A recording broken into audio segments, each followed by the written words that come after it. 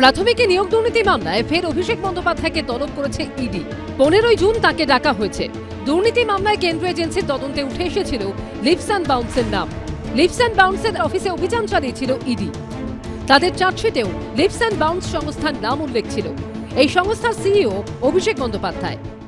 একটা কনফিউশন তৈরি হয়েছে যে আপনি সিইও লিপস অ্যান্ড বাউন্সের, এটা কনফিউশন ক্লিয়ার করে দিন। আমি এখনো এই পদে আছি।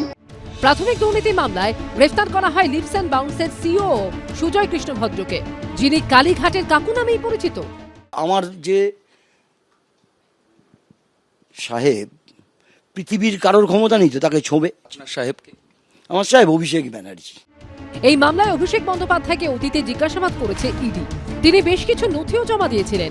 ইডি সূত্রে দাবি, একটি অডিও রেকর্ডিংয়ে সুজয় কৃষ্ণ ভদ্র ওরফে কালীঘাটের কাকুর মুখে উঠে এসেছিল জনৈক অভিষেক বন্দ্যোপাধ্যায়ের নাম।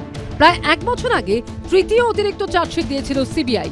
সেখানে তদন্তকারীরা দাবি করেছিলেন 2017 সালে ঘুষের টাকা দিতে সুজয় কৃষ্ণ ভদ্রর বেহালার বাড়িতে গেছিলেন কুন্তল ঘোষ, শান্তনু বন্দ্যোপাধ্যায়, অরবিন্দ রায় বর্মন এবং সুরজিৎ চন্দ্র।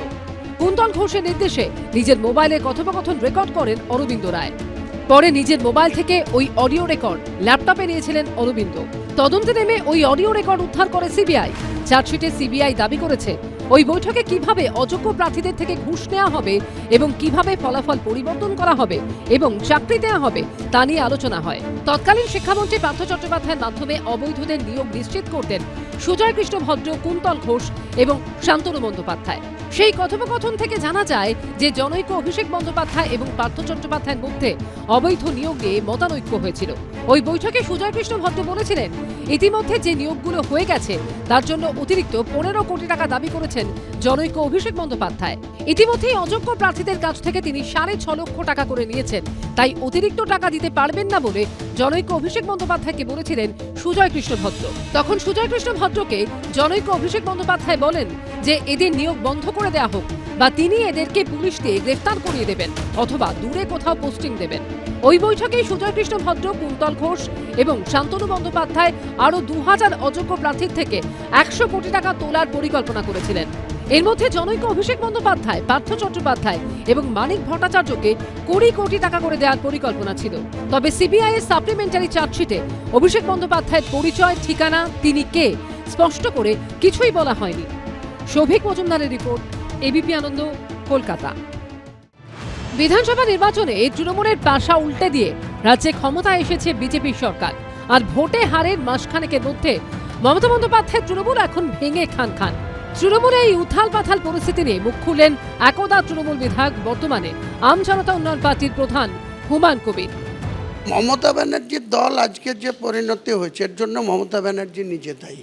অভিষেকের পাল্লায় পড়ে অন্ধ ধৃতরাষ্ট্রের মতো অভিষেককে যে পাওয়ার ছেড়ে দিয়েছিল, আমলাতান্ত্রিক হয়ে গেছিল পুরোপুরি টিএমসি দলটা। মমতা বন্দ্যোপাধ্যায়ের প্রশ্রয় ছাড়া অভিষেক বন্দ্যোপাধ্যায়ের একটা পা ফেলার ক্ষমতা ছিল না। তাহলে আমি তো মমতা দিকেই দায়ী করব। বিধানসভা ভোটে তৃণমূলের ভরাডুবির জন্য দলের নেতাদের একটা বড় অংশ সরাসরি অভিষেক বন্দ্যোপাধ্যায়কে দায়ী করে ক্ষোভ উগড়ে দিয়েছেন। এই প্রসঙ্গে বিস্ফোরক দাবি করেছেন হুমায়ুন কবির। মমতা ব্যানার্জির মতো নেত্রীর এই অবস্থা দেখে সত্যিই দুঃখ লাগছে। অভিষেক বন্দ্যোপাধ্যায়কে যত তাড়াতাড়ি দরকার গারদে ঢুকিয়ে দেওয়ার দরকার, অ্যারেস্ট করে উড়িষ্যায় পাঠিয়ে দেওয়ার দরকার। বিধানসভা ভোটে মমতা বন্দ্যোপাধ্যায়কে তার নিজের গড় ভবানীপুরে হারিয়েছেন শুভেন্দু অধিকারী। মুখ্যমন্ত্রীর আসন যাওয়ার পাশাপাশি এখন আর বিধায়কও নন তৃণমূল নেত্রী। এই প্রেক্ষাপটে মমতা বন্দ্যোপাধ্যায়কে নতুন প্রস্তাব দিলেন হুমায়ুন কবির। তিনি আমার সিনিয়র মোস্ট, গোটা রাজ্যের নেত্রী না, তিনি বাংলার নেত্রী না, তিনি ভারতবর্ষের একজন উল্লেখযোগ্য নেত্রী। তিনার এই সময়ে বিধানসভা আসাটা জরুরি ছিল, কিন্তু হেরে গিয়েছেন ভবানীপুরের মানুষ, তাকে হারিয়ে দিয়েছে। তিনি যদি আসতে চান আমাকে ব্যক্তিগত স্তরে বললে হুমায়ুন কবির অবশ্যই ব্যাপারটা পারবেন, জেতাতে পারবেন নিশ্চিত। রেজিনগরের মানুষের কাছে হুমায়ুন কবির শেষ কথা বলবে। বিধানসভা ভোটের আগে কেন্দ্রীয় নিরাপত্তা পেয়েছিলেন হুমায়ুন কবির। তাকে Y+ ক্যাটাগরির সিকিউরিটি দিয়েছিল কেন্দ্রীয় স্বরাষ্ট্র মন্ত্রক। ভোট মিটতেই সেই নিরাপত্তা তুলে নেওয়া হলো। এখন থেকে আম জনতা উন্নয়ন পার্টির বিধায়কের নিরাপত্তা দেবে রাজ্য পুলিশ। আশাবুল হোসেন, উজ্জ্বল মুখোপাধ্যায় ও পার্থপ্রতিম ঘোষের রিপোর্ট, এবিপি আনন্দ।